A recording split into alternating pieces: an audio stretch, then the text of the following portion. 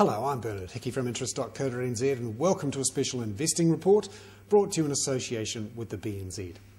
Today we look at the sale of a whole chunk of dairy farms going onto the market in the central North Island to look at the inevitable impact of the dairy industry taking on too much debt and whether or not New Zealand investors will be able to buy these farms.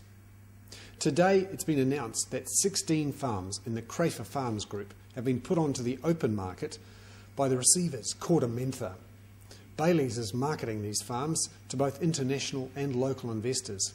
However, there is still a sales process going on the side where KordaMentha is negotiating with Natural Dairy.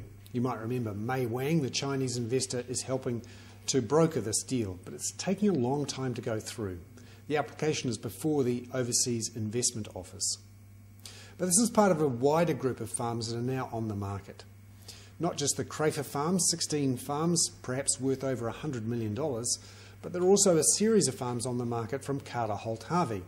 This is Graham Hart looking to flick a bunch of converted forestry to dairy farms around Tokoroa, which are on the market. This is all because of debt.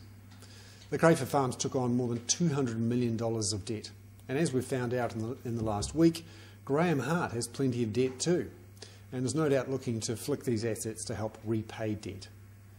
But what does it mean? Does it mean that New Zealand investors will buy these farms? Well, maybe not. Obviously, we've got the Chinese interests looking at Crayfor farms, but other interests will no doubt look at these farms in the central North Island.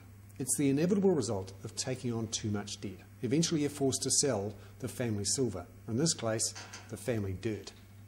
I'm Bernard Hickey. That was a special investing report brought to you in association with the BNZ.